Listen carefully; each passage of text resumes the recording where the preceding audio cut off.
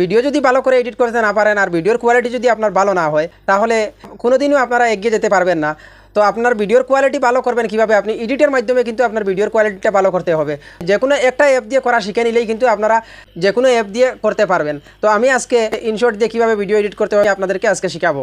আমি সর্বপ্রথম আমার ইনশর্ট অ্যাপটা ওপেন করে নিলাম। ইনশর্ট অ্যাপটা যদি আপনাদের মোবাইলে না থাকে তাহলে আপনারা প্লে স্টোর থেকে ডাউনলোড করে নেবেন।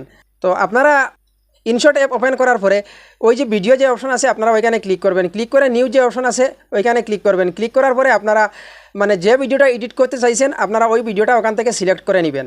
তো আমি যেহেতু ওই ভিডিওটা এডিট করতে চাইছি তাই আমি প্রথমে ভিডিও ইনশর্টে নিয়ে আসলাম। নিয়ে আসার পরে ওই যে সর্বপ্রথম কাজ হলো ইনশর্ট ওয়াটারমার্ক যেটা আছে ওইখানে ক্লিক করে ফ্রি রিমুভ যে অপশন আছে ওইখানে ক্লিক করে আপনি ইনশর্ট ওয়াটারমার্কটা রিমুভ করে নেবেন। তারপরে আপনারা যখন ইনশর্ট ওয়াটারমার্কটা রিমুভ করে নেওয়ার পরে যে ক্যানভাস যে অপশন আছে ওই ক্যানভাসে ক্লিক করবেন। তো এখানে একটা গুরুত্বপূর্ণ কথা হলো আপনি যদি ইউটিউবের জন্য ভিডিও বানাতে চান তাহলে আপনি 16.9 সিলেক্ট করবেন যদি লম্বা ভিডিও হয়, আর যদি ইউটিউবের শর্ট ভিডিও হয় তাহলে 9.16, বা টিকটকের জন্য যদি বানান তাহলে 9.16, যদি আপনি ফেসবুকের জন্য ভিডিও বানান তাহলে 1.1, যদি আপনি ইনস্টাগ্রামের জন্য বা আবার ফেসবুকের জন্য তাহলে আবার 4.5।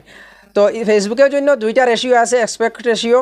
তো ওখান থেকে 1.1, 4.5, তো যে দুইটা রেশিও আছে ওই দুইটা ফেসবুকের আপনারা সর্বপ্রথম যে কোনো একটা ওখান থেকে সিলেক্ট করে নেবেন।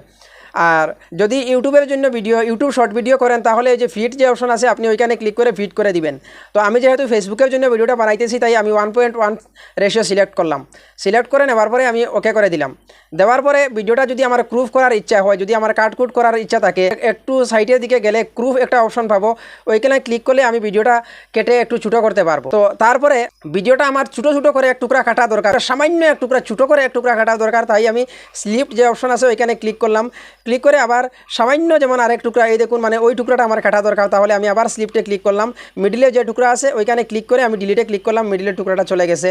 তো ওইভাবে করে করে আপনি মানে ভিডিওটার যে অংশ কাটা দরকার ওই অংশটুকু কাটবেন। তো আরেকটা কথা হলো আপনারা ভিডিওর ভলিউম বাড়াতে চাইলে বা কমাতে চাইলে আপনি ভলিউমে ক্লিক করবেন, ক্লিক করে আপনি ওইখান থেকে আরও ভলিউম বাড়াতে পারবেন। যদি আপনার ওই ভিডিওটার মানে অডিও আলাদা করতে চান তাহলে আপনি ভলিউমের ওখানে ক্লিক এক্সট্রাক্ট অডিও যে অপশন আছে ওইখানে ক্লিক করবেন, আপনার অডিওটা আলাদা হয়ে যাবে। আরেকটা কথা হলো ওই দেখুন আমার ভিডিওর মানে নিচে উপরে দুই সাইড কালো হয়ে আছে, ওই দুই সাইড আমি কালো পূরণ করব কিভাবে, আমি যদি ব্যাকগ্রাউন্ডে ক্লিক করি, ক্লিক করার পরে ওই দেখুন মানে সেম আমি ওইখানে ক্লিক করে দিলাম, আমার উভয় সাইডটা কিন্তু পুরা হয়ে গেছে। এখন দেখতে কিন্তু একটা সুন্দর লাগবে।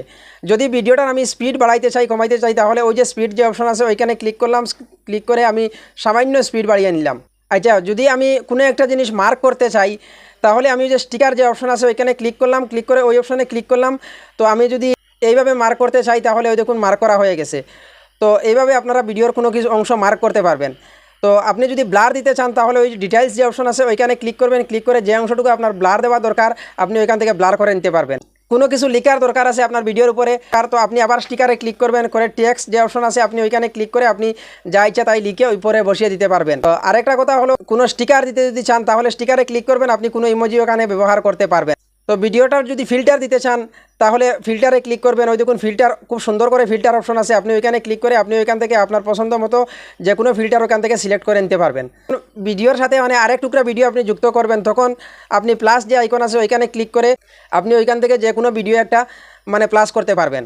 তো পিআইপি মানে ডুয়েট ভিডিও এডিট করার সময় কাজে লাগে, যেমন আমি যেভাবে ভিডিও এডিট করি ওই সময় আমার কাজে লাগে। এখন আমি আপনাদেরকে দেখাই আমি কিভাবে ফেসবুকে ভিডিও এডিটিং করি।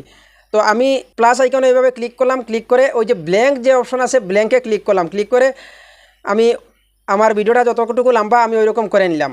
করে নেওয়ার পরে আমার যে দুই টুকরা ভিডিও দরকার তো আমি পিআইপিতে ওইরকম ক্লিক করলাম, ক্লিক করার পরে প্লাসে ক্লিক করলাম। তো আমার ওই টুকরা ভিডিও যেমন আমার দরকার আমি ওইভাবে কিন্তু ভিডিওটা এডিট করি।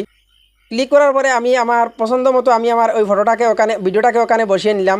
তারপরে আমার ওই ভিডিওর সাথে যেমন আরেক টুকরা ভিডিও দরকার তো আমি আবার পিআইপিতে ক্লিক করলাম, ক্লিক করার পরে আমি এই ভিডিওটা ওখানে বসিয়ে দিলাম। এখন কিন্তু আমার দুই টুকরা ভিডিও একসাথে হয়ে গেছে। আপনার এক টুকরা ভিডিও যদি আপনি দুইবার নিতে চান ভিডিওর ওই টুকরার উপরে ক্লিক করে আপনি ডুপ্লিকেটে ক্লিক করবেন, ওইটা আবার হয়ে যাবে। তো যদি ভিডিওর মানে ভয়েস এফেক্ট করতে চান মানে সাউন্ড বদলাতে চান তাহলে ভয়েস এফেক্ট যে অপশন আছে আপনি ওইখানে ক্লিক করে আপনি ওইখান থেকে আপনার পছন্দ মতো ভিডিও সাউন্ড বদলাতে পারবেন। তো ডুয়েট ভিডিও কিভাবে এডিট করতে হয় ওইটা আমি আমার এডিটিংয়ের কথা বলতেছি। ডুয়েট ভিডিও কিভাবে করতে হয় আমি আরেকটা ভিডিও আপনাদের সামনে নিয়ে আসতেছি, আপনারা সাথে থাকুন।